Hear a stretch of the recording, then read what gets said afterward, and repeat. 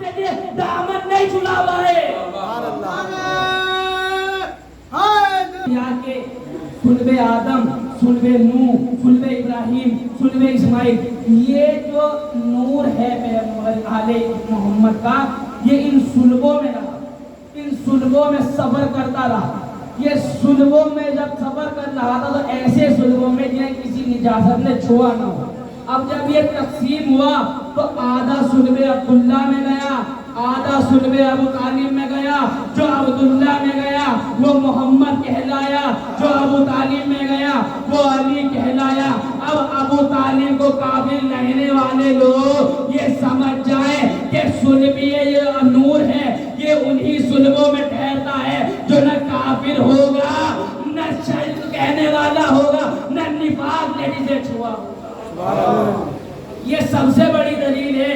ابو طالب کو یہ کافر کہتے ہیں ان کے لیے کہ ابو طالب کو کافر نہ کہیے، کیونکہ سین ابو طالب کا صلب وہ ہے جو صلب کا معیار وہ ہے جو صلب آدم کا، صلب ابو طالب کا معیار وہ ہے جو صلب نوح کا، صلب ابو طالب کا معیار وہ ہے جو تمام انبیاء کے صلبوں کا معیار ہے. اب یہ نور محمد کے ان صلبوں میں سفر کرتے رہے. اب سفر کرتے رہے. جب یہ تقسیم ہوئے 14 میں تو ان میں ایک نور تھا بی بی فاطمہ کا اور 13 نور تھے مردوں کے. تو یہ 14 کے انبیاء کے صلبوں میں سفر کر رہے تھے. اگر ہم یہ مان لیں کہ ہاں 14 انبیاء کے صلبوں میں تھے تو محمد معراج پر لینے کسے گئے تھے؟ تو نور زہرا کو اللہ نے انبیاء کے صلبوں سے نہیں گزارا. کیوں؟ کیونکہ یہ ہے پردہ زہرا کے احتیاط. کیونکہ صلب آدم محرم نور زہرا نہیں، انبیاء کے صلب محرم نور زہرا نہیں ہے. اللہ نے کہا اے میرے حبیب یہ نور ہمارے پاس رہے گا، جب اس نور کی ضرورت ہوگی تو چل کر معراج پر آنا تب ہم تمہیں یہ نور دیں گے. معراج پر آنا، سواری ہم بھیج دیں گے، چل کر آنا، معراج پر آنا. پروردگار یہ کیا بات ہوئی کہ جسے قرآن گھر بیٹھے دے رہا ہے، شریعت گھر بیٹھے دے رہا ہے، حکم نماز گھر بھیج رہا ہے، حکم روزہ گھر بیٹھے دے رہا ہے، اسے نور زہرا کے لیے چل کر بلا رہا ہے. اللہ نے کہا بھائی یہی بتانا چاہ رہا ہوں کہ قرآن گھر بیٹھے اس لیے بھیج رہا ہوں تاکہ دنیا کو عظمت محمد پتا چل جائے، اور نور زہرا کے لیے محمد کو اس لیے بلا رہا ہوں تاکہ دنیا کو عظمت فاطمہ معلوم ہو جائے، تاکہ دنیا کو عظمت فاطمہ معلوم ہو. دیکھیے جب کوئی عظیم تحفہ ہوتا ہے نا تو اس عظیم تحفے کو لینے کے لیے چل کے جانا پڑتا ہے. عظیم تحفہ گھر بیٹھے نہیں ملتا.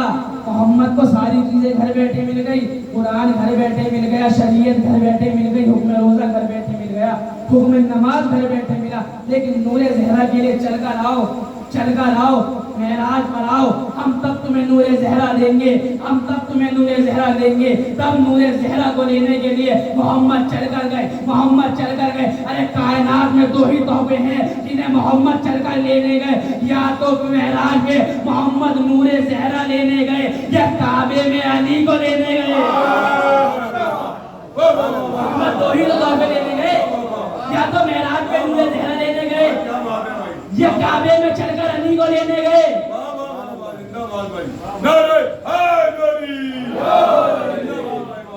یہ 2 تحفے ہیں عظیم.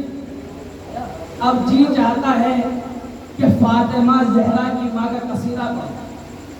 بی بی خدیجہ الکبریٰ، تاریخ چاہے جتنی بھی بیویاں محمد کی لکھ دیں لیکن محمد اس بارات کے ساتھ صرف بیٹی کو لینے گئے.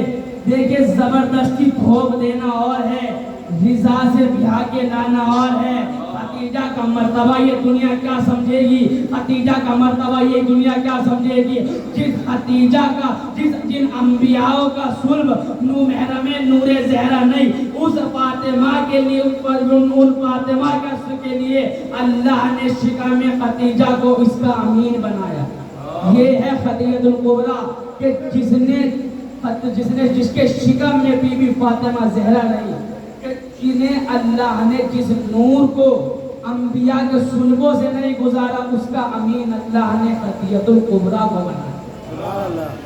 یہ ہے خدیجہ الکبریٰ کی عظمت و فضیلت. دیکھیے जनाब फातिमा जहरा पर लाखों सलाम हो कि ज़ैनब जैसी बेटी फातिमा की, कुलसूम जैसी बेटी फातिमा की, लेकिन बीबी फातिमा जहरा में अगर ज़ैनब को देखेंगे तो माँ बेटी की सिफत एक जैसी है। देखिए माँ जब मैदान में गई तो बाप की सदाकत को बचा लाई, और ज़ैनब बाजार और दरबार में गई तो भाई की शहादत को बचा लाई।